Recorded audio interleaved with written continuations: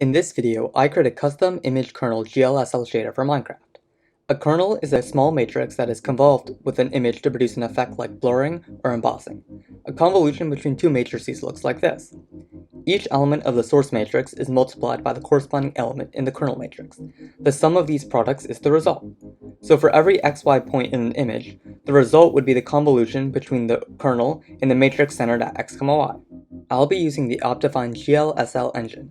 These shaders include two main components, a vertex shader and a fragment shader. Vertex shaders convert shape positions into drawing coordinates, and fragment shaders compute the rendering of different attributes like color. Let's start with the vertex shader.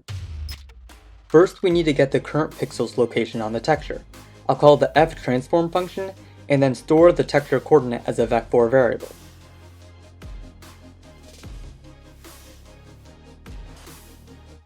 I'll be using two uniforms that OptiFine provides, the view height and view width.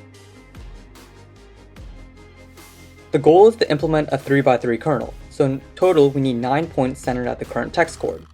We could create 9 vec2 variables, but a better implementation would just be use an array of length 9. In order to know what the coordinates of the surrounding pixels are, we need to go by 1 unit in each direction. Texture coordinates go from 0 to 1, so this unit is 1 over the view width or view height. This for loop will iterate through the 3x3 area centered at the text chord and store the coordinate in the chords array.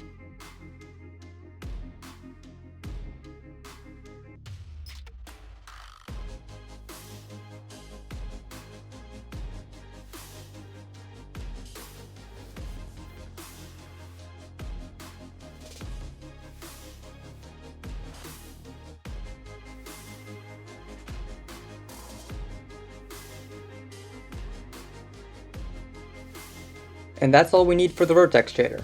The chords array was varying, so the fragment shader will already have access to it. In order to get the color at a specific text chord, we need the G-color sampler. And we need to store the kernel value somewhere, so I'll just make it a constant float array. And I'll pre-populate it with a Sobel operator, which is an edge detection kernel. We can swap this out later with any 3x3 kernel we want in the future. This is just so we can see if our basic code is working.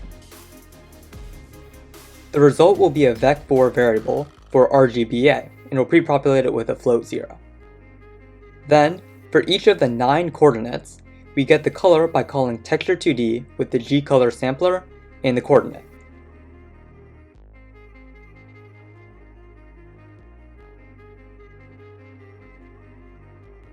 We can multiply the color by the kernel value and add it to the result. This for loop represents the convolution process. Then we can set the frag color to our result and we're done. I'll put this shader inside the shader packs folder and launch the OptiFine mod. I think this looks really cool and gives me some arcade vibes. In the description there's a link to the full shader I created with the other image kernels and options to try out. Here are some of my favorite. Emboss gives a cool 3D effect where some of the pixels pops out. The Sobel operator gives a cool arcade vibe where different colors pop out more than others. Comment down below what kernel you like best, like and subscribe to become one with shaders, and I'll see you in the next one.